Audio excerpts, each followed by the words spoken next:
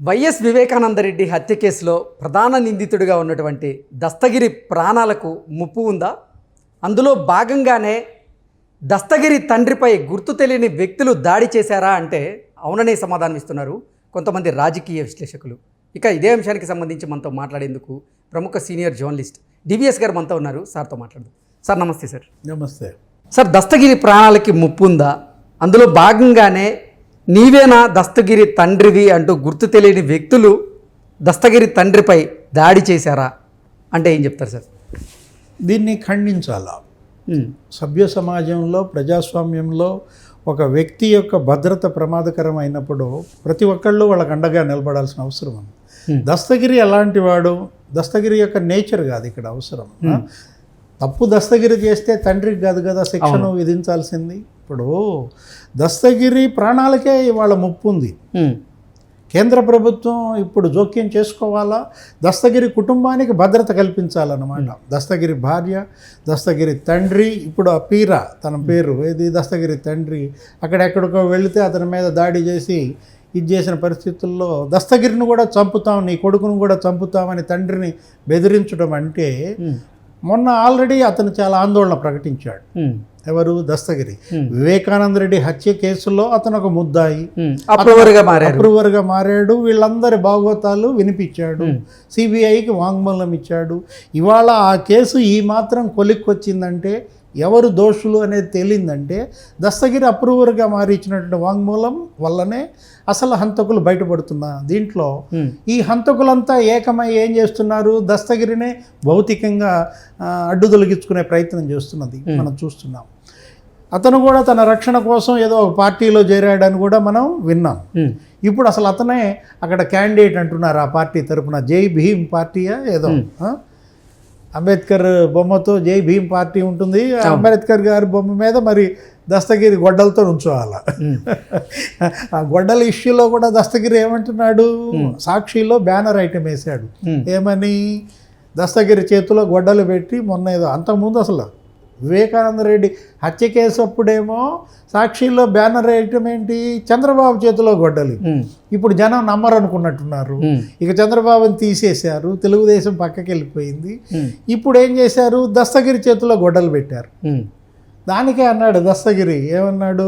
ఏదో ప్రెస్ మీట్లోనో ఎక్కడో, నా చేతిలో కాదు గొడ్డలు పెట్టాల్సింది, జగన్మోహన్ రెడ్డి చేతిలో పెట్టండి, లేకపోతే అవినాష్ రెడ్డి చేతిలో గొడ్డలు పెట్టి ఫోటో తీసి బ్యానర్ ఐటమ్ వేసుకోండి సాక్షిలో అని చెప్పి అన్నాడు.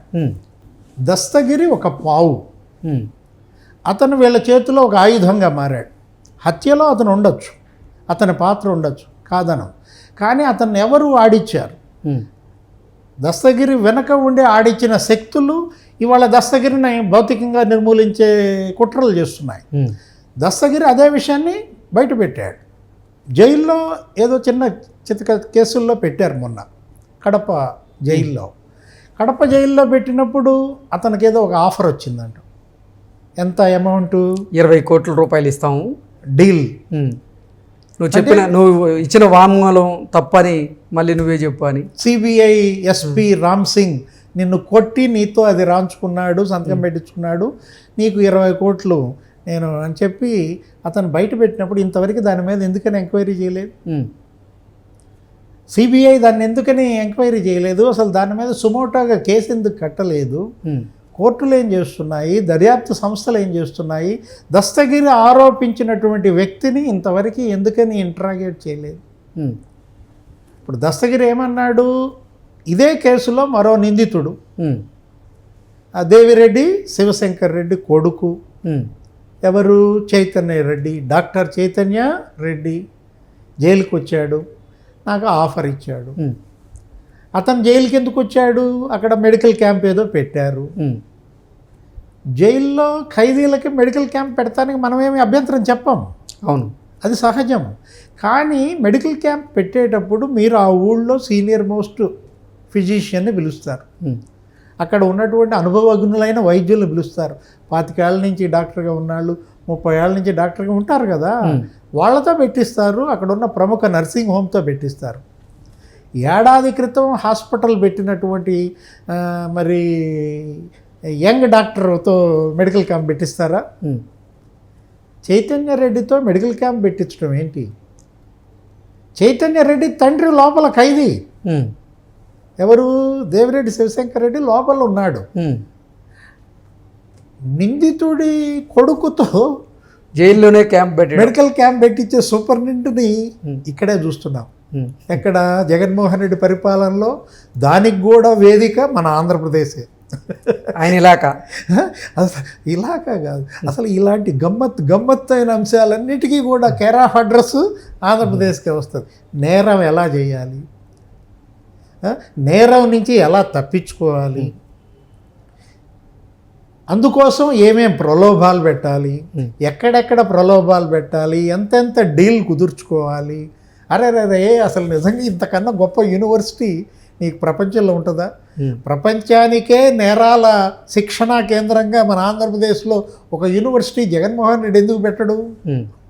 ఇప్పుడు పెట్టచ్చు కదా, ఏది వైఎస్ఆర్ క్రిమినల్ యూనివర్సిటీ అని చెప్పి ఇక్కడ నేరాలకు తగిన శిక్షణ ఇవ్వబడును, నేరాల నుంచి తప్పించుకోవడానికి శిక్షణ ఇవ్వబడును, అధికారులకు ప్రలోభాలు పెట్టే శిక్షణ ఇవ్వబడును అంటూ ఏదో సినిమాలో కూడా చూసాం. దొంగలకి అల్లరి నరేష్ సినిమాలో ఏది స్కూల్ తొడగొట్టడం నేర్పబడును ఇట్లాంటి దొంగలకి శిక్షణా కేంద్రం అన్నమాట యూనివర్సిటీ, దొంగల యూనివర్సిటీ లాగా ఇక్కడ కూడా కరుడు గట్టిన నేరస్తుల యూనివర్సిటీ పెడితే ప్రపంచం మొత్తం ఇవాళ ఆంధ్రప్రదేశ్ వైపు పరుగులు తీసుద్దన్నమాట. ఇది కాదు కదా. దస్తగిరి ఇవాళ ఈ కేసులో కీలకమైన వ్యక్తి. ఇది ఆషామాషి కేసు కాదు. ఏది? వివేకానంద రెడ్డి అంటే అతను మాజీ ముఖ్యమంత్రికి తమ్ముడు, ప్రస్తుత ముఖ్యమంత్రికి బాబాయ్. ఇప్పటికి ఇది జరిగి 6వ ఏడాది, 5 ఏళ్ళు అయిపోయింది. రేపు 15వ తారీఖుకి వివేకానంద రెడ్డి కూతురు సునీత 5 ఏళ్లుగా రాజీ లేని పోరాటం చేస్తోంది. హంతకుల వేట అన్నమాట. తండ్రి హంతకులను ఎట్టి పరిస్థితుల్లో శిక్షించాలి, ఇది ఒక గుణపాఠం కావాలి, మరొక నేరస్తుడెవరు ఇలాంటి దారుణానికి తెగించకూడదు అనేటటువంటి దీంతో సునీత అంత పోరాటం చేస్తుంటే ఇప్పుడు ఈ కేసులో కీలక నిందితుడు దస్తగిరినే అడ్డు తొలగించే కుట్రలు చేస్తున్నారంటే, అతని కుటుంబాన్నే బెదిరిస్తున్నారంటే, అతని తండ్రిపై దాడి జరిగిందంటే దీనిపై ఇప్పటికైనా కేంద్ర హోంశాఖ స్పందించాలా? అమిత్ షా దీనిపైన ప్రత్యేక దృష్టి పెట్టాలి. వివేకానంద రెడ్డి హంతకుల్ని పట్టుకోవాలి. సిబిఐ న్యాయస్థానాలు మేల్కోవాలి. వివేకానంద రెడ్డి కేసు వైపు ఇవాళ దేశం కాదు మొత్తం ప్రపంచం అంతా చూస్తోంది.